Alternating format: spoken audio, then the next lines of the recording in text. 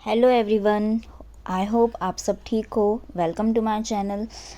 Last हमने देखा था सेक्रेटरी ऑडिट में लीगल डीडी। ओके, तो वो मुझे लगता है आपको सबको बहुत अच्छा लगा, क्योंकि मुझे काफ़ी सारे इसकी कमेंट्स भी मैंने पढ़े। पर्सनली भी मुझे लोगों ने मैसेज किए कि बहुत अच्छा वो लीगल डीडी का था, कम टाइम में पूरा चैप्टर आपका अच्छे से टिप्स पे हो गया था। सो इसलिए मैंने सोचा कि आज हम क्यों ना ऐसा चैप्टर पढ़े जो एग्ज़ाम में कंपलसरी क्वेश्चन एक तो आता ही है। ठीक है, तो 8 से 9 मार्क के लिए आपको ये एग्ज़ाम में पूछा जाता है, जो कि काफ़ी इजी है और काफ़ी स्कोरिंग है। जो ड्यू डिलिजेंस सब्जेक्ट है, इस पे आपको ज़्यादा फोकस करना है टू स्कोर मोर मार्क्स, क्योंकि यही सब्जेक्ट है जो आपको फर्स्ट ग्रुप निकाल देगा। ठीक है, तो बिना टाइम वेस्ट किए हम लीगल कंप्लायंस स्टार्ट करते हैं। और प्लीज़ वीडियो अच्छा लगे तो लाइक ज़रूर करना। ओके, देखो कंप्लायंस मैनेजमेंट क्या होता है। हर चीज़ जो आपको बोली गई है, लॉ ने आपको बोला है ये कंप्लाई करो, ये करो, आप उसको प्रॉपरली तरीके से मैनेज कर रहे हो, उसे बोलेंगे कंप्लायंस मैनेजमेंट। मतलब क्या, आप बराबर रिपोर्ट कर रहे हो, आप बराबर उसे प्रोग्राम कर रहे हो, ठीक है, और आप बराबर उसकी ऑडिट कर रहे हो।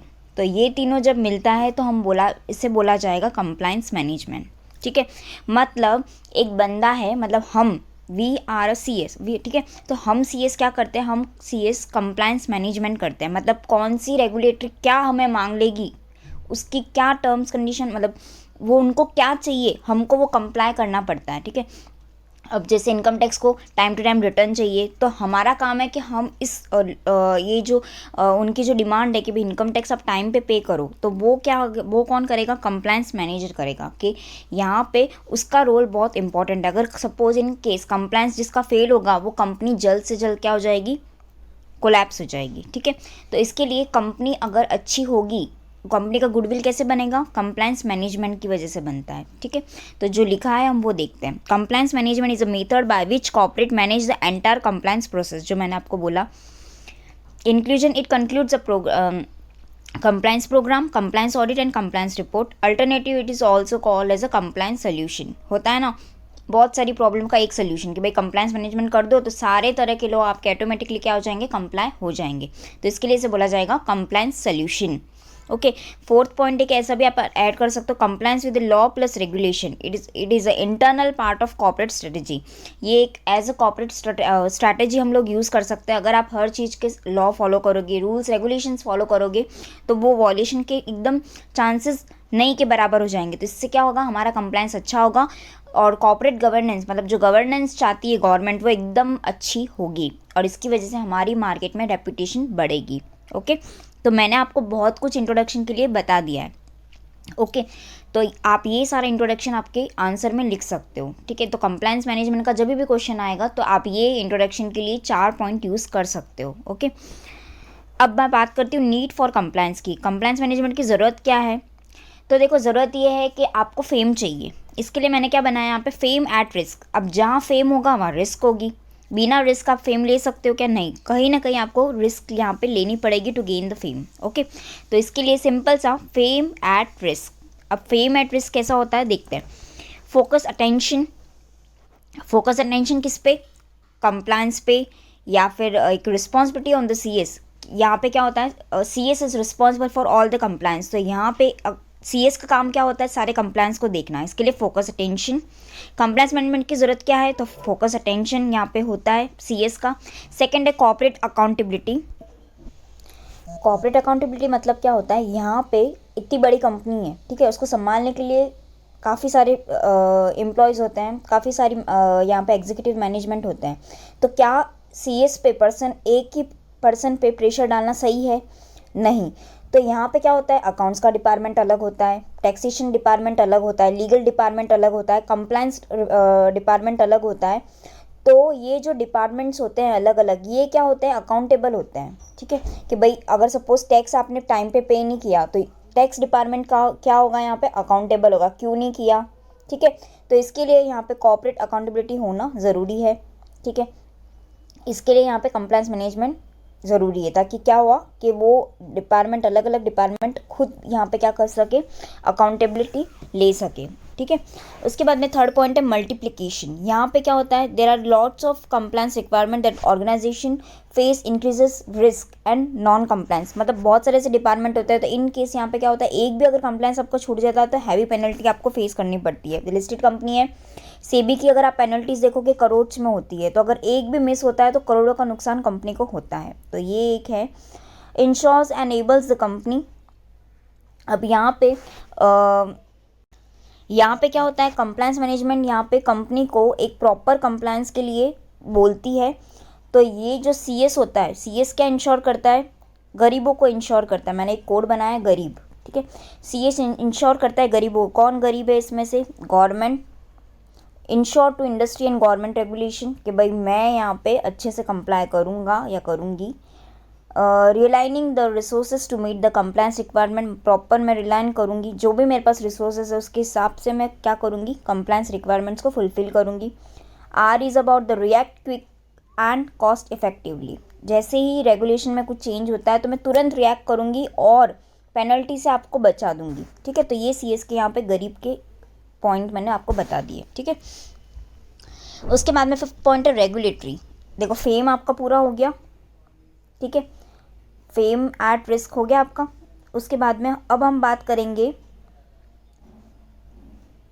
रेगुलेटरी ओवरसाइट पे। रेगुलेटरी ओवरसाइट क्या कहता है, तो due to the regulatory oversight it has increase the demand for continuous evolution of compliance for the compliance management. मतलब यहाँ पे क्या हुआ कि आप अप टू डेट अगर रहोगे, आप जैसी कुछ भी अमेंडमेंट आती है या कोई भी तरह का नोटिफिकेशन आता है, सर्कुलर आता है, अगर आप वैसा रहोगे, आप देखते रहोगे, तो इससे आपका क्या हो जाएगा, इससे आपका कंप्लायंस मैनेजमेंट करना इजी हो जाएगा, ठीक है।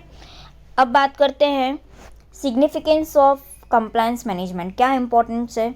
और इंस्टीट्यूट ने एक बार role of knowledge management as a question पूछा है, तो इसके लिए मैंने साइड में वो भी लिख दिया है, ठीक है। मैं आपको ये चैलेंज कर सकती हूँ कि मेरे ये इसके पढ़ाने के अलावा कोई क्वेश्चन आएगा नहीं एग्ज़ाम में, इतना मैं अश्योर आपको कर सकती हूँ। तो अगर आपने ये वीडियो 2-3 बार भी अच्छे से देख लिया ना, तो आपका ये टॉपिक कवर अच्छे से हो जाएगा। आपको इसके लिए अलग अलग बुक से पढ़ने की ज़रूरत नहीं है, सिर्फ आप ये 2-3 बार वीडियो अच्छे से देखो, तो आपको ये सारी पॉइंट्स याद आते रहेंगे, ओके। जब भी आप फ्री हो ये वीडियो चालू कर दिया करो, तो आपका ये एक सब्जेक्ट एकदम टिप्स पे लर्न हो जाएगा आपको, okay. Significance of compliance management, ये क्या कहता है, तो सिग्निफिकेंस यहाँ पे आपका क्या है, देखते हैं। रिस्क इनहांस गुडविल, जैसे जैसे आप रिस्क लोगे वैसे वैसे आपका गुडविल बढ़ेगा। जैसे हमने पहला क्वेश्चन देखा फेम एट रिस्क, ठीक है। तो ये वाला जो सिग्निफिकेंस का पार्ट है, इसमें हम देख रहे हैं, क्या देख रहे हैं, रिस्क इनहांस गुडविल। रिस्क का कैसा मैंने लिया है, सी लिया है, क्योंकि वो सी में बैठता है, तो आप याद रखना कि के नहीं लेना है, आपको सी लेना है, okay. Real time status of legal and regulatory compliance, यहाँ पे क्या होता है, अगर कंप्लायंस मैनेजमेंट अगर कंपनी में है तो आप क्या करोगे, अलग अलग डिपार्टमेंट के लिए होगा, तो आपको रियल टाइम में पता चलेगा कि क्या क्या कंप्लायंसेस आपको करना है, ठीक है। I is for better image, better brand image and position of company in the market. C is for safety valve, एक सेफ्टी वॉल्व काम करेगा, क्योंकि आपको ये बताएगा कि ये नॉन कंप्लायंस वाला पार्ट जो है, आपको कंप्लायंस में अब कैसे कन्वर्ट करना है इसको, तो ये आपको सेफ्टी वॉल्व जैसे काम करेगा। जैसे इन केस आपको कुछ छूट भी जाता है तो कंप्लायंस मैनेजमेंट आपको हेल्प करेगा बताने के लिए कि भाई ये तेरा कंप्लायंस बाकी है, ओके। C1, मैंने रिस्क का जो C1 है वो है ड्यू टू CM, मतलब compliance management, it ensures proper compliance of course. Second is cost saving, आपको पहले ही मैंने बोल दिया कि फाइन्स, पेनल्टीज, लिटिगेशन से ये आपको बचाता है, आपको पहले ही पता चल जाता है कि ये हमें काम करना है, ठीक है। इन्हांसेस क्रेडिटबिलिटी, कोई भी लॉ को लेके ये आप क्रेडिबल हो जाओगे, क्रेडिबिलिटी आपकी बढ़ जाएगी, क्रेडिट वर्दीनेस आपकी बढ़ जाएगी, एंड इसकी वजह से आपके ऊपर काफ़ी सारी जो पेनल्टीज आपको लग रही थी वो नहीं लगेगी, ठीक है। इंक्रीज गुडविल, गुडविल यहाँ पे कैसे इंक्रीज़ होगी, ये मार्केट में इंक्रीज़ होगी, शेयर होल्डर के बीच में, एम्प्लॉयज़ के बीच में, या फिर अदर जो भी आपके रिलेटेड स्टेक होल्डर्स हैं उनके बीच में आपकी गुडविल क्या हो जाएगी, इंक्रीज़ हो जाएगी। एंड गुड G2 एक और पॉइंट आप लिख सकते हो कि आप गुड कॉर्पोरेट सिटीजन के नाम से जाने जा सकते हो अगर आपका कंप्लायंस अच्छा रहा है। जैसे मैंने लास्ट इथिक्स का लेक्चर में था तो मैंने HDFC का एग्जांपल लिया था कि HDFC का कंप्लायंस बहुत अच्छा है, इसलिए वो टॉप पे है आज की तारीख में, okay. Now risk of non compliance, अगर आप नहीं करते हो कंप्लायंस, एक सपोज एक कंपनी है, मैं कुछ नहीं करूँगी कंप्लायंस, कोई तरह का कंप्लायंस नहीं, हम नहीं करेंगे फालतू खर्चा, तो उनको क्या क्या उनको फेस करनी पड़ सकती है चीज़ें। तो मैंने इसके लिए कोड बनाया है CID PCP। CID PCP मतलब नॉन कंप्लायंस अगर आप करोगे तो CID आके CID और PCP आएगा, CID और PCP आएगा। एग्ज़ाम ऐसे ही मैंने लिया है, आपको लॉजिक कुछ नहीं है, लेकिन बस मैंने ऐसे ही लिया है इसका क्योंकि मुझे भी अच्छा लगा। ठीक है, तो CID PCP। CID क्या आएगा? Civil action by authorities. Authorities क्या करेगी? सिविल एक्शन आप पे लेगी। ठीक है, उसके बाद में I is for imprisonment of defaulting officers. C is for cessation of your business activities. P1 and P2।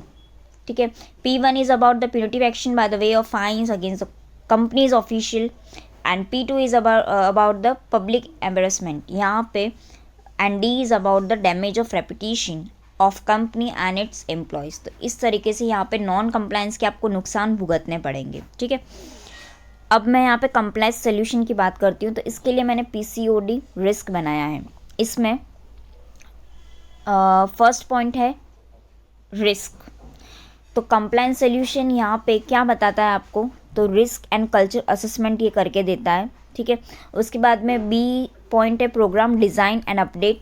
Compliance solution क्या होता है? एक ऐसा सॉफ्टवेयर होता है जो आपके ऐसे प्रोग्राम डिज़ाइन करके देता है कि जो भी अमेंडमेंट्स होगी, जो भी अपडेट्स होंगे वो आपको पता चल जाएंगे। ठीक है, ये पॉलिसीज़ एंड प्रोसीजर्स बनाता है।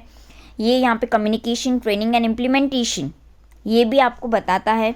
एंड लास्टली ये ongoing self assessment, monitoring and reporting ये भी ये कंप्लायंस सोल्यूशन काम करता है। तो PCOD रिस्क ये अपना इसका निमोनिक कोड है। ओके, अब बात करती हूँ कंप्लायंस रिस्क की। तो कंप्लायंस रिस्क क्या होती है? बहुत बार ये एज अ शॉर्ट नोट पूछा है फॉर द 4 मार्क्स। ओके, तो यहाँ पे मैंने जो पॉइंट्स लिखे वो उतने पॉइंट्स आपको लिख के एग्जाम में आने हैं। ठीक है, is more than sufficient. It is a current and prospective risk to earning or a capital arising from violation or a non-conformance with the laws, rules, regulation, prescribed practices, internal policies and procedures और ethical standard. मतलब यहाँ पे क्या बोला है कि compliance risk क्या होता है कि ये एक तो करंट और प्रोस्पेक्टिव रिस्क है। इसकी वजह से क्या होता है, बहुत सारे वॉल्यूशंस होते हैं रूल्स के, लॉ के, रेगुलेशंस के, या फिर जो रनिंग प्रैक्टिस हमारी चल रही है कि हमको ये कंप्लाई करना, उसको भी ये एक तरह का रिस्क बना के देता है, चाहे वो इंटरनल पॉलिसीज़ हो या एथिकल स्टैंडर्ड हो। ठीक है, इसे बोलेंगे compliance risk. And this risk exposes the institution to fine. अभी इस रिस्क की वजह से कंपनी को क्या क्या फेस करना पड़ता है? तो पेनल्टीज, फाइन्स, उसके बाद में डैमेजेस, वॉइडिंग ऑफ कॉन्ट्रैक्ट, ये सारी चीज़ें उनको फेस करनी पड़ती है। ठीक है, and third point, it leads to, क्या लीड करता है? इससे हमारी रेपुटेशन ख़राब होती है, हमारा जो पोटेंशियल है, हमारा जो एक्सपेंशन है वो क्या होता है? कम होता है। ठीक है, तो ये हमने फर्स्ट पार्ट पढ़ लिया। अब बात करती हूँ स्कोप ऑफ CM की। स्कोप ऑफ कंप्लायंस मैनेजमेंट की क्या स्कोप है? तो बहुत लंबा चौड़ा स्कोप है। इसमें आपको लिखना है कि पोल्यूशन में भी कंप्लायंस होता है, पोल्यूशन और एनवायरमेंटल के लॉ रिलेटेड में भी कंप्लायंस होता है, कॉर्पोरेट एंड इकोनॉमिक लॉ में भी कंप्लायंस होता है। आप एक्ट के नाम लिख लेना, फेमा वगैरह ये सब आएगा कॉर्पोरेट में। उसके बाद में sectoral standard, accounting standard, cost accounting standard, ये सारे आपको कंप्लाई करने पड़ते हैं। लेबर लॉ आपको कंप्लाई करना पड़ता है।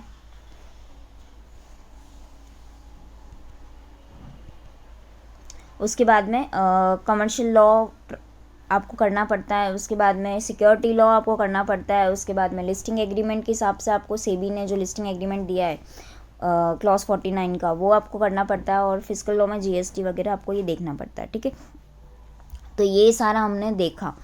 अब यहाँ पे कंप्लायंस मैनेजमेंट का एक क्वेश्चन था, वो सॉरी कट गया मुझसे।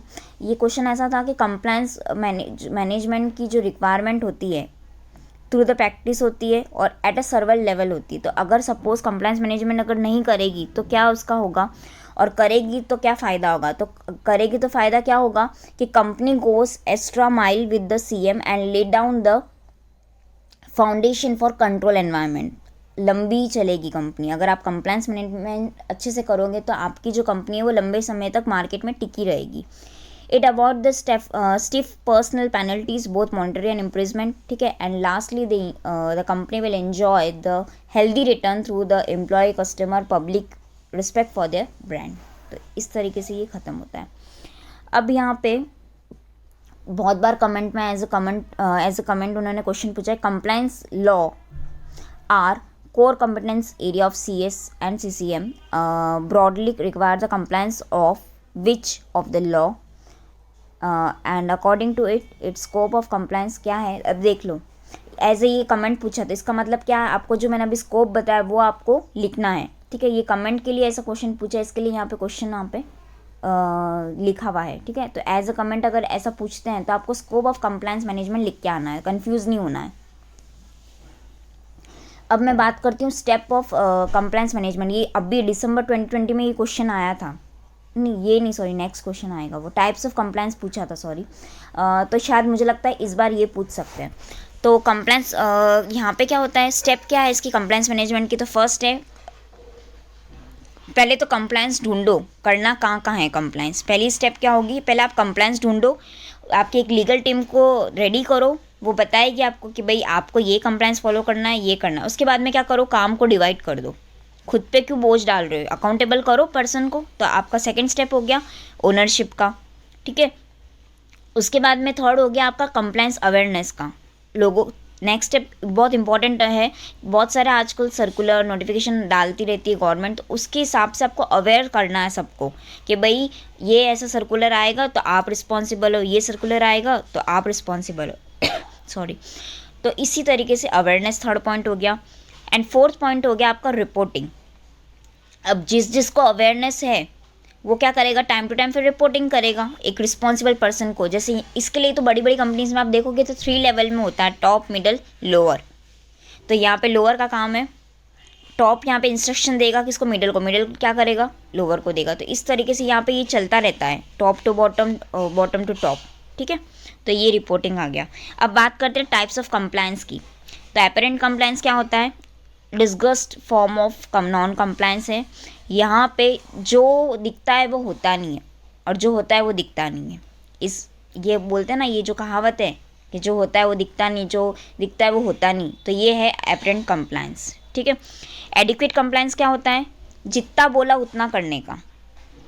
जैसे बच्चे करते हैं ना, टीचर ने बोला नहीं यही करके आना, तो वो टीचर बस वो बच्चा उतना ही करके आएगा। अगर उसके पेरेंट्स बोलेंगे नहीं ये भी कर, नहीं नहीं नहीं, जो टीचर ने बोला वो जितना जितना बोला उतना उतना करने का। एब्सोल्यूट कंप्लायंस, अरे एब्सोल्यूट यू आर राइट, हम बोलते हैं ना अरे आप एकदम सही हो, आप कभी कुछ गलत कर ही नहीं सकते हो। तो इस तरीके से आपको याद रखना है, absolutely you are right, okay. Absolute compliance, आप जो लिखा है वो तो कर रही हो, उसके अलावा भी आप लॉ से इसमें फॉलो कर रहे हो। मतलब एग्जाम्पल अगर बोला होगा, यहाँ पे मिनट्स का एग्जांपल ये है कि 30 डेज़ में साइन करके आपको करना है, ठीक है।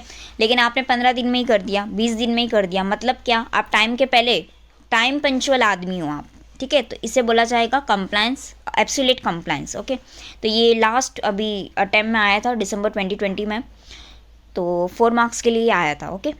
अब factor on which CM depend, अब ये कौन से ऐसे फैक्टर्स होते हैं, आप कंप्लायंस मैनेजमेंट तो करना है, अरे भाई पहले फैक्टर्स तो जान लो, आपकी कंपनी कितनी बड़ी है, लिस्टेड है, पब्लिक है, प्राइवेट है, OPC है, पहले आप फैक्टर्स तो जान लो, उसके बाद आप कंप्लायंस मैनेजमेंट की बात करो, ठीक है। तो यहाँ पे फैक्टर्स है, पहले देखो मैंने इसका कोड बनाया लिटिल जेसिन, ठीक है। तो L is about the whether the company is listed और नॉट, क्योंकि लिस्टेड के बहुत सारे कंप्लायंस होते हैं, नॉन लिस्टेड के नहीं, इतने नहीं होते हैं, ठीक है। उसके बाद में जे, आपको यहाँ पे जुरिस्डिक्शन, कौन से जुरिस्डिक्शन में ये ऑपरेट करी, क्योंकि आपको पता होगा कि इनकम टैक्स में बहुत सारे ऐसी जुरिस्डिक्शन है जहाँ पे कोई टैक्स नहीं लगता है। तो पहले आपका जुरिस्डिक्शन भी डिसाइड होना चाहिए कंप्लाई करने के लिए कोई भी चीज़ को, ठीक है। उसके बाद में जोग्राफिकल डोमेन या फिर एरिया ऑफ ऑपरेशन, कहाँ पे आपकी कंपनी काम कर रही है, रेगुलेटरी अथॉरिटी उस बिज़नेस को लेके क्या है, ठीक है। तो कौन कौन सी उस पर अप्लाई हो रही है, अब जैसे कोई फैक्ट्री है तो उस पर पोल्यूशन एक्ट भी लगेगा, लेबर लॉ भी लगेगा, ठीक है। तो इस तरह से पहले आप देखो कि आपके इस पर क्या लग रहा है, ठीक है। उसके बाद में साइज़ ऑफ कंपनी, साइज़ काफ़ी फ़र्क पड़ती है, लेबर लॉ यहाँ पे अट्रैक्ट होगा नहीं होगा, ये साइज़ ऑफ द कंपनी के हिसाब से होगा, क्योंकि यहाँ पे आपको पता होगा प्रोडक्शन के लिए यहाँ पे कुछ लेबर लॉज लगते हैं, तो वो लेबर लॉज के लिए आपको साइज़ ऑफ कंपनी पता होनी चाहिए, ठीक है।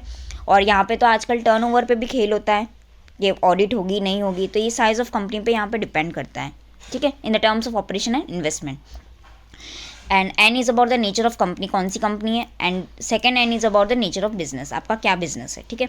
तो ये आपको मैंने बताया factor on which CM depend little Jason, किस पे डिपेंड होगा, वो छोटे लिटिल जेसन पे डिपेंड होगी, ठीक है। सीएम किस पे डिपेंड होगा, लिटिल जेसन पे डिपेंड होगा, उनके फैक्टर्स पे डिपेंड होगा, ओके। अब बात करती हूँ सेक्रेटरियल ऑडिट की। Secretarial audit and compliance management system, ठीक है। इस बारे में आपको एग्जाम में पूछा है, स्कैनर अगर आप देखोगे खोल के तो ये क्वेश्चन आया हुआ है। तो इसके सिर्फ 2 ही पॉइंट है, adopt ERP system for the better compliance so he can access any time. ERP system ITSA में आपने पढ़ा होगा कि ईआरपी सिस्टम कितना इंपॉर्टेंट है, और अगर वो कोई कंपनी अडॉप्ट कर लेती है तो उनके लिए कंप्लायंस करना बहुत ज़्यादा इजी हो जाता है, ठीक है। Secretarial audit is expert in a corporate compliance, so company has to build a strong corporate compliance management. Secretarial audit का काम ही होता है कंप्लायंस को अच्छे से करना, अच्छे से बिल्डअप करना, ताकि कंपनी का यहाँ पे स्ट्रॉन्ग प्लेटफॉर्म क्रिएट हो। तो अगर ये आप ध्यान दोगे अच्छे से सॉफ्टवेयर पे, कंप्लायंस मैनेजमेंट पे ध्यान दोगे, तो कंपनी का जो ग्रोथ होगा बहुत हाई लेवल का होगा। समझ में आया? अब बात करते हैं role of CS in compliance management. तो सिर्फ तारीफ़ करनी है, इसका तारीफ़ का मैंने कोड बनाया था CRDT। तारीफ़ का कोड है CRDT। सीएस क्या है? CRDT, ठीक है। कैसे? क्योंकि कंप्लायंस मैनेजर होता है कंपनी का, कौन? सीएस होता है, तो उसको सारी रेगुलेटरी के रिक्वायरमेंट्स को कंप्लाई करना पड़ता है। इसके लिए आर हो गया, to make a corporate disclosure, ठीक है। तो उसका लिए सी हो गया। क्लासिफिकेशन ऑफ द डिस्क्लोजर्स, बहुत तरह के डिस्क्लोजर्स होते हैं, स्टैच्यूटरी होते हैं, नॉन स्टैच्यूटरी होते हैं, स्पेसिफिक होते हैं, नॉन स्पेसिफिक होते हैं। तो उसको यहाँ पे डिस्क्लोज करना पड़ता है कि कौन सा डिस्क्लोजर है ये, तो उसके लिए डी हो गया। And last, CS is required to ensure that disclosures made to the stakeholder in a it should be in the true in letter of spirit and in law। जैसे मैंने आपको बोला एब्सोल्यूट कंप्लायंस में क्या था, letter in spirit and in law, तो वैसे ही यहाँ पे CS को एब्सोल्यूट कंप्लायंस ही फॉलो करना है, इन शॉर्ट कहने का मतलब, ठीक है। उसके बाद में रोल ऑफ आईटी का क्या रोल है, अभी हमने ERP का देखा था। तो अगर ERP आपका अच्छा है, अगर आपने ERP को अच्छे से यूज़ किया है, तो इसका मतलब ये है कि आपका कंप्लायंस काफ़ी अच्छा है। तो यहाँ पे क्या है, फर्स्ट MED CST, मेडिसिन का मैंने लिया है MED और CST, ठीक है। तो ये क्या करता है, to monitor and audit compliance in a proper real time manner, ठीक है।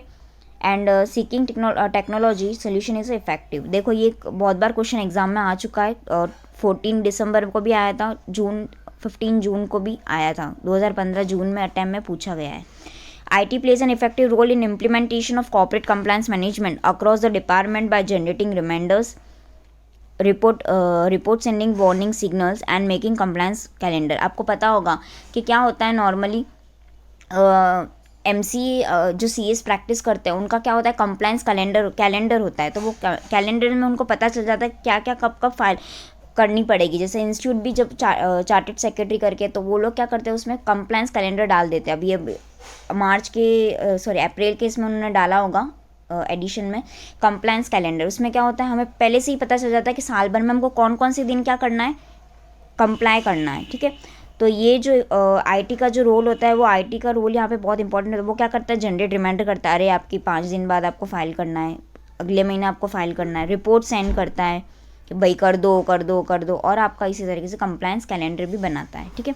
वेब बेस्ड कंप्लायंस सॉफ्टवेयर में क्या होता है, they are available in industry as well as a tailor made software. अब कोई कंपनी के लिए क्या होता है नॉर्मली, ऐसे एक जैसे अब टैली क्या है, रेडीमेड सॉफ्टवेयर है, इंस्टॉल करो अपने काम करो। लेकिन कोई ऐसी कंपनी है जो बहुत बड़ी बड़ी कंपनी, इन्फोसिस ले लो, टाटा ले लो, ये क्या करते हैं, अपनी खुद के कस्टमाइज सॉफ्टवेयर बनाते हैं कंपनी के हिसाब से, ठीक है। तो वो उसका आप यूज़ करके आपका कंप्लायंस मैनेजमेंट अच्छा कर सकते हो, और इससे आपका क्या होगा, कॉस्ट सेविंग होगी, टाइम सेविंग होगी। आपका जो डेट होगी, आपको डेट पता चल जाएगी मुझे कंप्लायंस कब करना है। तो ease of analyse of date and easy tracking of data, आप इजीली कभी भी 24/7 उसे ट्रैक कर सकते हो, ठीक है। Process of corporate compliance reporting, इसमें क्या होगा, इसमें यहाँ पे आपको कुछ पॉइंट्स दिए हैं, ये एग्ज़ाम में बहुत बार पूछा है तो इसको IMP मार्क कर लेना, ठीक है। Compliance head for reporting various law have to be identify by the CS का काम है उसको पहले ढूंढना कि इसके फंक्शनल हेड कौन सा बनेगा। फिर ईच फंक्शन हेड में collect and classify the information from the various unit, then report is to be made on every unit for compliance and non-compliance from function heads. Each function head report to CS or MD. CS MD consolidate its input, मतलब वो सबसे अपना अपना ब्यौरा लेके क्या करेंगे, consolidate करेंगे एंड लास्ट में वो क्या करेंगे, they made the comprehensive CCR to the board for information, मतलब एक रिपोर्ट बनाएंगे, कंप्लायंस रिपोर्ट बनती है इनकी और फिर वो बोर्ड ऑफ डायरेक्टर को दी जाती है, उनको इन्फॉर्म किया जाता है, उनको एडवाइस दी जाती है, उनको नोटिंग कराई जाती है कि भाई हम कहाँ कहाँ कम पढ़ रहे हैं और हमने क्या क्या काम अब तक किया है। तो whole process is contingent on the creation and implementation of MIS। समझ में आया? तो यहाँ पे आपका ये क्वेश्चन ख़त्म होता है। अब एक लास्ट क्वेश्चन मैं ले रही हूँ, ये क्वेश्चन है सिस्टम अप्रोच टू CM। आपकी सिस्टमेटिक अप्रोच क्या होनी चाहिए CM को लेके? तो compliance dashboard, policy and procedure management, event management, rules and regulation, audit management, quality management, training management and compliance task management, ठीक है। अब कंप्लायंस डैशबोर्ड क्या होता है? तो जो सिंगल एंटरप्राइज होती है वो क्या करती है, वो एक डैशबोर्ड बनाती है for their users to track and trend the events. External auditor, internal auditor etcetera can use the dashboard and make the decision depending upon the situation, okay. अब पॉलिसी एंड प्रोसीजर मैनेजमेंट में क्या होता है? तो it ensures the policy and procedures are uniformity with the ever changing rules. मैंने कहा ना आपको कि ये ऐसी पॉलिसीज़ बनाई जाती है कि जैसे ही कुछ अमेंडमेंट आता है, कोई चेंजेस आते हैं तो वो तुरंत उसे फुलफिल कर पाए, ठीक है। इवेंट मैनेजमेंट में क्या होता है कि ये जो कंप्लायंस मैनेजमेंट का जो सिस्टम होता है, ये इनकी एबिलिटी होती है कि वो फटाक से ट्रैक कर लेती है कि भाई ये होने वाला है, ठीक है। आपको आपको फ्यूचर इंसिडेंट्स को ये बता देता है, ठीक है। तो compliance officers, call centres, IT department can able to log in adverse event, ठीक है। तो कभी भी ऐसा कुछ होता है तो they can log in that adverse event और वो फिर कनेक्ट कर सकते हैं। रूल्स एंड रेगुलेशन, यहाँ पे क्या होता है, capable with the changing law, मतलब आपके रूल्स एंड रेगुलेशन ऐसे बनाओ, रिजिड मत बनाओ। रिजिड हो गया तो फिर अगर वो एकदम सिचुएशन में चेंज हो गया, अभी जैसे एग्जांपल कोविड है तो लाइफ टाइम मास्क रहने वाला है क्या? नहीं। तो आपको रिजिड नहीं बनाना कि नहीं अब ये ज़िंदगी भर तक मास्क रहेगा, नहीं। आपको एक सिचुएशन को देख के अपने रूल्स एंड रेगुलेशन को कम ज़्यादा करना है, ठीक है।